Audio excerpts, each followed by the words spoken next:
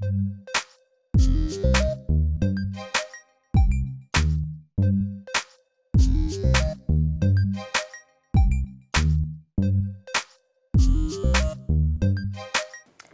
you for tuning into RooTV, your station for weekly updates on UMKC and the local community. Fall has officially coasted in, giving us hot, cold, and windy weather. I'm Deja McKenzie. And I'm Stickney. UMKC's annual Entrepreneur of the Year Award is returning after being hindered by COVID. Some of this year's honorees are individuals like Justin Davis, Bar Houlihan, and David Stewart, who is the founder of the Worldwide Technologies. It is the largest Black-owned company in the U.S., generating more than $13.2 billion in revenue in 2021. Visit Black's Hall site for more details about the honorees and awards. Family Weekend is approaching. From September 30th through October 2nd, students are welcome to invite family and friends to experience the Roo community and get involved in various activities. Roo Groups shows that there is a sip and paint, financial wellness sessions, and a magic show, and more events that give you and your family a taste of what it's like to be a well-rounded Roo. And now into the Den with Jackson Ogden. Take it away, Jackson. Welcome back into the Den. I'm Jackson Ogden. Men's soccer took home a win this past weekend in their Summit League opener versus Lindenwood 2-1. Christian Kofi knocked in both goals to get the Roos back to 500 on the season. They've got another busy week ahead of them with matches at Southern Indiana and at Western Illinois. Women's soccer battled out a draw versus St. Thomas in their Summit League opener and followed it up with a tough 2-0 loss to Western Illinois. They'll head to Oral Roberts Sunday for this week's action. Volleyball's losing streak continued this past week, losing to Oral Roberts in 4 sets. They'll have chances this week to end the 8-game losing skid with matches against Western Illinois, North Dakota, and North Dakota State. On to national news, the Royals must have seen the show last week because they finally fired longtime general manager Dayton Moore. It's uncertain if the team will move off manager Mike Matheny and others, but since I've got manifesting powers now, let me go ahead and call for him and Cal Eldred to be canned next. On to the NFL, the Chiefs had their yearly game that they just throw away for no good reason on Sunday, versus the Colts in a 20-17 loss. Let's go ahead and count just how many points the Chiefs' special teams costed them. Starting off, rookie Sky Moore muffed the first punt of the game to set the Colts up for an easy early touchdown.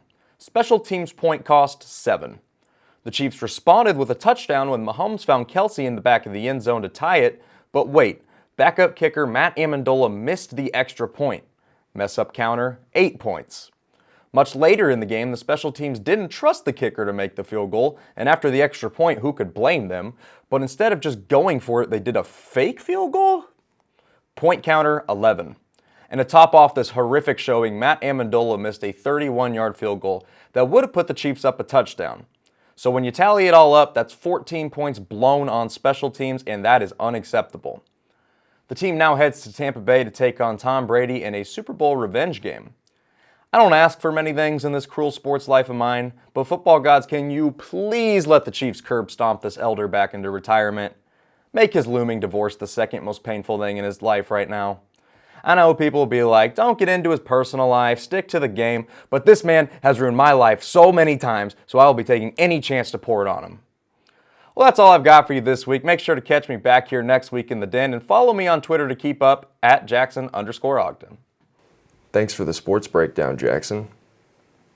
We are in the midst of National Hispanic Heritage Month.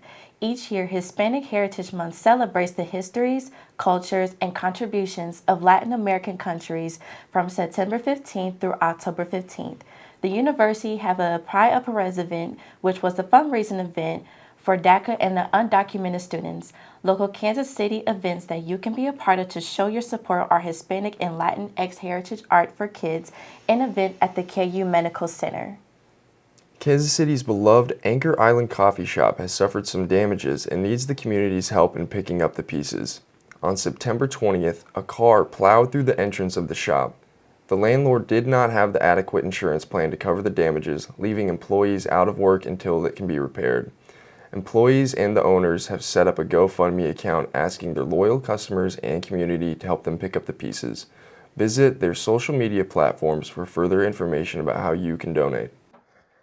Welcome back to Arts and Entertainment. My name is Joshua, and I'm here this week to talk about movies, not music, surprisingly, I know. But we're going to talk about what makes a good movie, okay? And I know you guys have different opinions on what makes a good movie and what makes a bad movie. You know, join RooTV, get a show, you can talk about it, you know? But here's what I think makes a good movie, okay? There's going to be like 3.5 things. One of them's combined. You'll figure it out. Cinematography is the first thing. And what I mean by that is like the scenes in between the acting, you know? What I mean by that is like when I look at Wall-E, you know what I mean? A lot of times they aren't talking a lot, but when they're not talking and they pan to the sky and you see the beautiful stars and you're like, wow, the beauty in the earth, or the trash on the ground and you're like, wow, I really don't hope Earth gets like that someday. Or La La Land, when they're talking and they stop talking and it pans to the purple, blue haze of the sunset, you know what I mean? I feel like that is what elevates a good movie to a great movie, is how it makes you feel in between the scenes, how it makes you feel in between the talking. And then I think plot obviously is an important part, but I think more important is the script, because there's been amazing plots like Spider-Man, Ghost Rider, okay? People love Spider-Man. That's like everyone's favorite superhero. Ghost Rider, a guy on a motorcycle who has a skull for a head and it's on fire. Like every guy low-key wants that to be their lives, just a little bit, you know? But the movie was pretty bad, you know? I'm just gonna be honest. The script was bad and people didn't really want to watch it. I watched it and I liked it only because of how bad it was, actually. I thought it was funny how bad it was. And then Spider-Man, The Amazing Spider-Man, I like those movies, but it's pretty obvious that the script was lacking and they just were lucky enough to get some good actors to make it an okay movie, you know? But I think the script matters a lot, because there's other movies with the average plot, but it's an amazing movie, like my favorite movie, La La Land. Pretty average. You know, people fall in love, it doesn't work out, they follow their dreams. Pretty average plot, but the script itself made that movie elevate to an Oscar-worthy movie. And then last but not least is obviously the actors. I mean, some actors you just don't want playing certain roles, you know? Like you look at Jim Carrey, you love him in a comedy, you love him in The Mask. I don't know how much you'd love him in La La Land, you know what I mean? I don't think I'd take that serious. Jim Carrey's just not that type of actor. He's funny.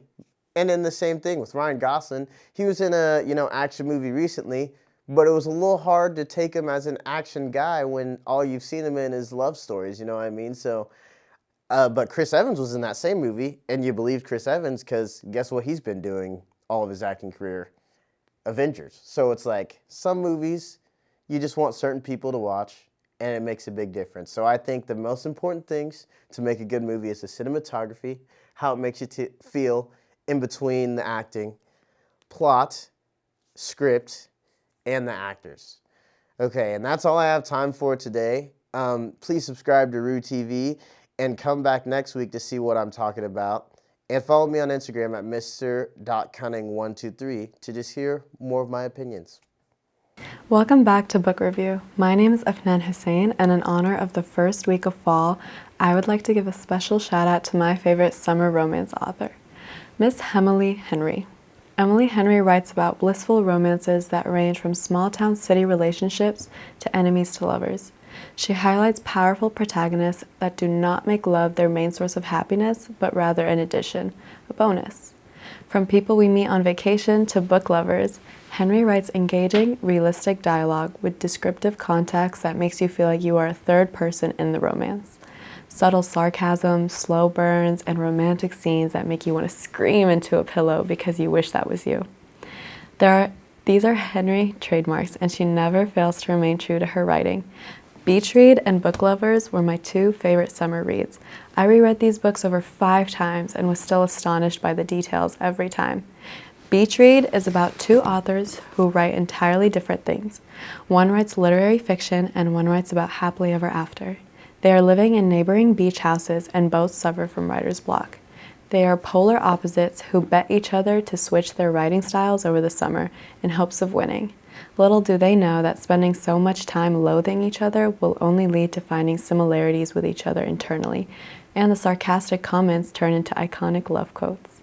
Book Lovers was my all-time favorite summer read. It is in my top 3 favorite book list. It highlights a city girl colliding with a small-town boy. Both work in the same industry. They end up having to work together, and their competing opinions only lead to back and forth commentary and constant disagreement.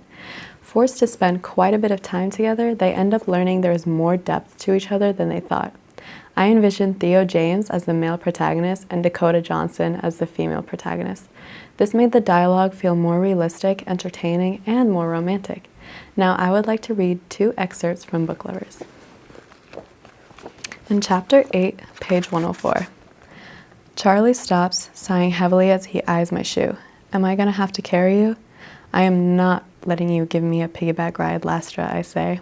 And I, he replies, am not letting you destroy those poor innocent shoes. I am not that kind of man. Then we move on to when they become lovers. You can feel the transition in their dialogue. In Chapter 21, page 227. How do you do that? I say. His brow furrows. Do what? Say the right thing. The corner of his mouth quirks. No one thinks that. I do. Then he says, maybe I just say the right thing for you. If you enjoyed this book review, check out my Instagram at afhussain_ for more. Thanks for listening. Thanks for watching this week's episode. Be sure to hit the notification bell and subscribe button, and follow us on our Instagram at RooTV UMKC.